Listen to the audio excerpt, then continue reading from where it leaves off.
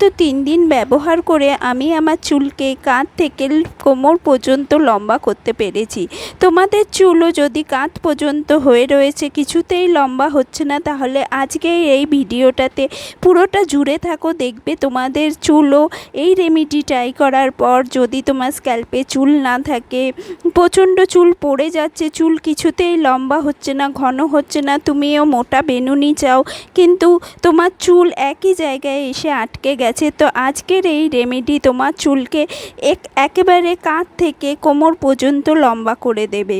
বিভিন্ন রেমেডি তুমি ট্রাই করে দেখেছো কিন্তু কোনোটাই কোনো কাজে দেয়নি। তোমার স্ক্যাল্পে নতুন ছোট ছোট চুল গজাতে শুরু করবে। চুলটা যদি একেবারে ছোট থাকে, তোমার বেনুনি একদম মোটা হয় না বা তোমার খোপা একটুও ঘন হয় না, তোমার চুল কিছুতেই লম্বা হতে চায় না, চুলটা কাঁধ পর্যন্তই আটকে আছে, কোমর পর্যন্ত কেন, তোমার চুলে কোনো গ্রোথ নেই, কোনো লেন্থ নেই, তাহলে আজকের এই রেমেডিটাকে পুরোটা ভালো মতো দেখে নাও। রেমেডিটাকে ট্রাই করে দেখো। প্রচুর মানুষ এই রেমেডি ট্রাই করেছে আর তারাও ফলাফল পেয়েছে, তোমরাও পাবে। তো এর জন্য আমি নিয়ে নেব একদম লাল রঙের যে পেঁয়াজ হয় সেই পেঁয়াজ। দেখতে পাচ্ছ একদম ডিপ পার্পল কালারের দুটো পেঁয়াজ নিয়েছি আমি।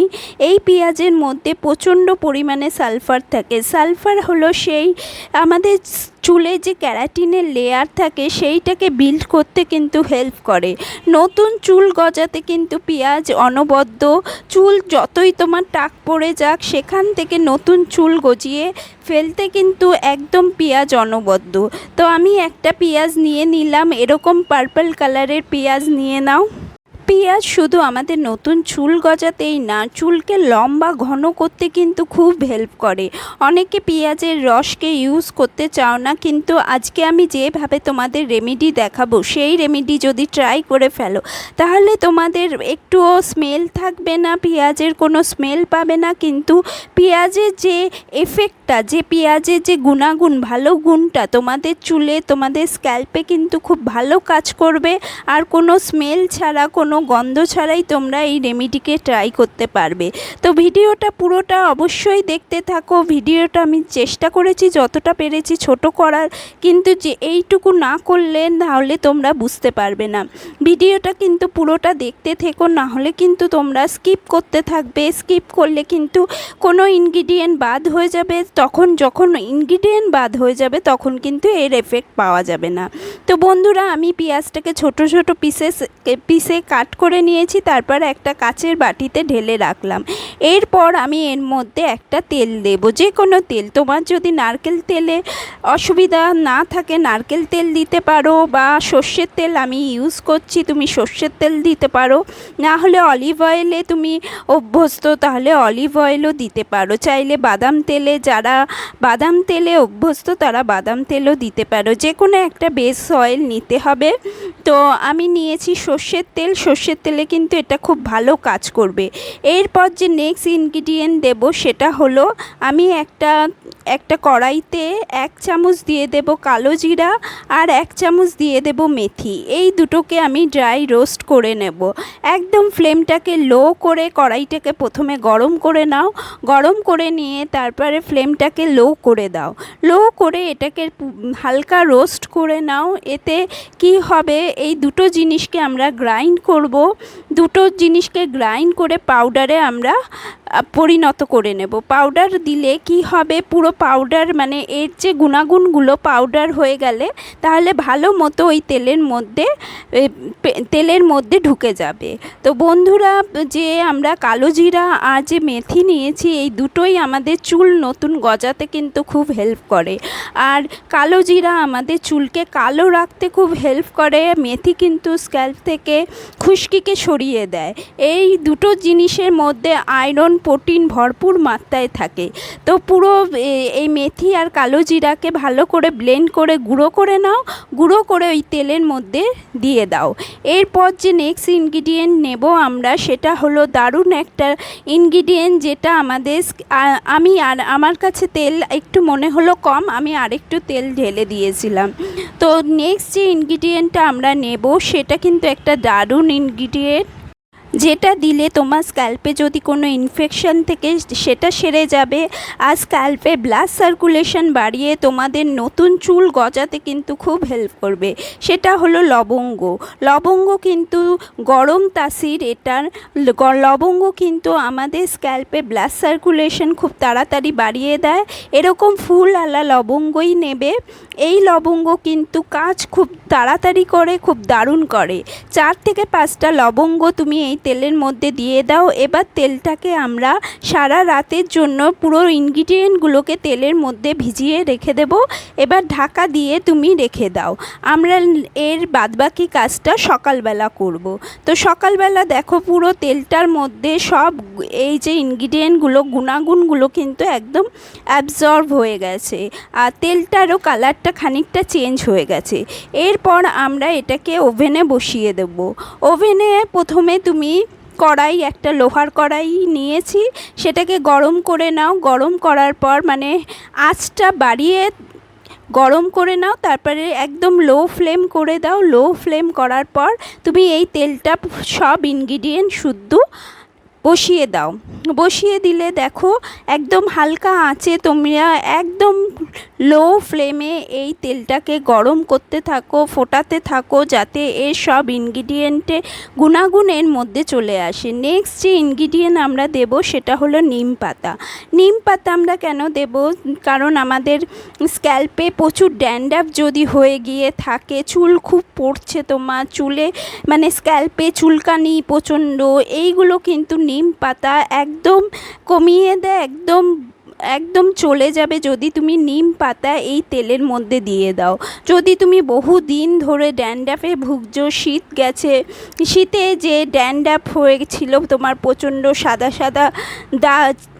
সাদা ভর্তি ড্যান্ড্রাফ হয়ে গেছে, স্ক্যাল্প পুরো সাদা হয়ে থাকে, তো তোমার সেই ড্যান্ড্রাফকে কিন্তু নিম পাতা মুহূর্তের মধ্যে কমিয়ে দেবে। নিম পাতাগুলোকে তুমি গাছ থেকে তুলে এনে অবশ্যই ধুয়ে একটু শুকিয়ে নেবে, না হলে কিন্তু অনেক নোংরা ময়লা থাকে। তো আমি কিন্তু নিম পাতাগুলোকে ধুয়ে শুকিয়ে নিয়েছিলাম। তারপর এই তেলটার মধ্যে আমি ঢেলে দিলাম, মানে দিয়ে দিলাম। যে তোমার বেশি নিম পাতা লাগবে না, 15-20টা নিম পাতা দিলেই যথেষ্ট। এটা ভালো কাজ করবে তোমাদের স্ক্যাল্পের জন্য। বন্ধুরা আমি কিন্তু 100 ml তেলের মধ্যে এইগুলো ইউজ করেছি। 1 চামচ মেথি, 1 চামচ কালো জিরা নিয়েছি, একটা নিয়েছি পেঁয়াজ, আর 15 থেকে 20টা নিয়েছি নিম পাতা, আর 5 থেকে 6টা নিয়েছি আমি লবঙ্গ। প্রত্যেকটা জিনিস, প্রত্যেকটা ইনগ্রিডিয়েন্ট আমাদের স্ক্যাল্পে খুব ভালো কাজ করবে। আমাদের যদি চুল পড়ছে, প্রচণ্ড গরম এসে গেছে, গরম এলে কিন্তু পুরো স্ক্যাল্পটা ভিজে যায়, ঘামে ভিজে যায়, এর ফলে আমাদের চুল পড়া কিন্তু খুব বেড়ে যায়। সেই চুল পড়াকে কিন্তু এই তেলটা একদম কমিয়ে দেবে। তুমি সপ্তাহে 3 দিন যে কদিন তুমি শ্যাম্পু করো, তার আগের দিন রাতে যদি পারো তো খুব ভালো হবে। যদি তা না পারো তাহলে অন্তত 4-5 ঘন্টা আগে তুমি তেলটাকে ইউজ করো। 5 থেকে 7 মিনিট আমি তেলটাকে বয়েল করলাম, তারপরে গরম অবস্থাতেই আমি ছাঁকনি দিয়ে ছেঁকে নেব। এর মধ্যে কিন্তু আর একটা ইনগ্রিডিয়েন্ট দেব, তাহলে ভিডিওটা দেখতে থাকো। সেই ইনগ্রিডিয়েন্টটা কিন্তু খুবই ইম্পর্ট্যান্ট একটা ইনগ্রিডিয়েন্ট, যেটা তোমাদের স্ক্যাল্পে কিন্তু নতুন চুল গজাতে কিন্তু খুব হেল্প করে। যদি পেঁয়াজও বিট করে ফেলে যে তোমাদের চুল গজাচ্ছে না, কিন্তু এই ইনগ্রিডিয়েন্ট যদি ইউজ করো তাহলে কিন্তু তোমাদের চুল গজাতে বাধ্য। সেটা হলো 2টো vitamin E capsule. Vitamin E কিন্তু আমাদের টাক মাথাতেও চুল গজাতে খুব হেল্প করবে। আমি 2খানা ভিটামিন ই ক্যাপসুল নিয়ে নিয়েছি, এই দুটোকে এইভাবেই ছেড়ে দিলাম। একটু বাদে এটা কিন্তু গলে যাবে, গলে গিয়ে এর যে তেলটা আছে পুরোটা এর মধ্যে মেল্ট হয়ে যাবে। তুমি এইভাবেই ছেড়ে দাও, কারণ আমরা গরম তেলটাকে ছেঁকে নিয়েছিলাম। গরম ছেঁকে নেওয়ার ফলে এইটা পুরোটা মেল্ট হয়ে যাবে। বন্ধুরা, ভিডিওটা যদি তোমরা এখনও অবধি দেখে ফেলেছো, এই পর্যন্ত দেখে ফেলেছো, তাহলে ভিডিওটা যদি একটুও তোমার কাছে হেল্পফুল মনে হচ্ছে তাহলে অবশ্যই রেমেডি ট্রাই করো আর একটা তুমি লাইক করে দিয়ে যেও।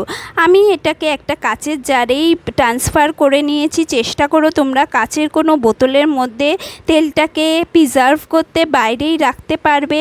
এটা দেখো তেলটা পুরো ব্ল্যাক কালারের হয়ে গেছে। এবার আমি তোমাদের আমার স্ক্যাল্পে কীভাবে লাগাতে হবে, স্ক্যাল্পে কিভাবে ম্যাসাজ করে করে লাগাবে সেটা দেখিয়ে দিচ্ছি। তোমরা চাইলে এখান থেকে না দেখতে পারো, স্কিপ করে যেতে পারো। আমার মেন রেমেডি হয়ে গেছে।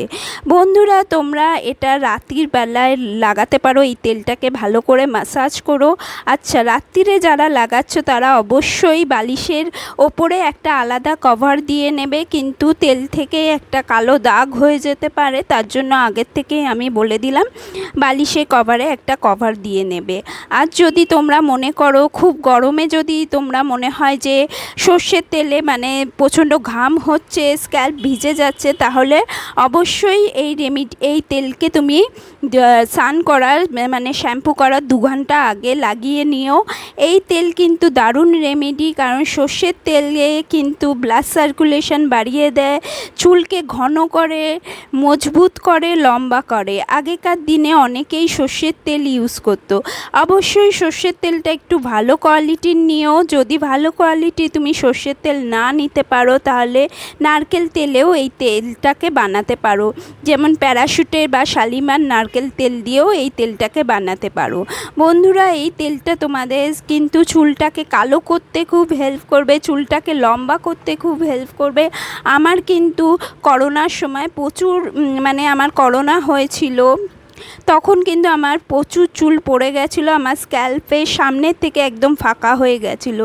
সেখান থেকে আমি এই রকম রেমেডি করতে করতে পেঁয়াজ বলো, ফ্ল্যাক্সিড বলো, এই টাইপের রেমেডি করে করে কিন্তু আমি চুলকে ঠিক করেছি। চুলটা আমার ঘন একটু হয়েছে, আগে মানে চুল ছিলই না বলতে গেলে, কিন্তু এখন তাও আমার স্ক্যাল্পে একটু হলেও চুল আছে। আমরা এই রেমেডির মধ্যে দিয়েছি মেথি, দিয়েছি পেঁয়াজ, যেগুলো আমাদের চুলকে লম্বা করতে, ঘন করতে হেল্প করে। আমরা দিয়েছি এর মধ্যে যে ইনগ্রিডিয়েন্ট, সেগুলো কিন্তু খুব ভালো কাজ করবে।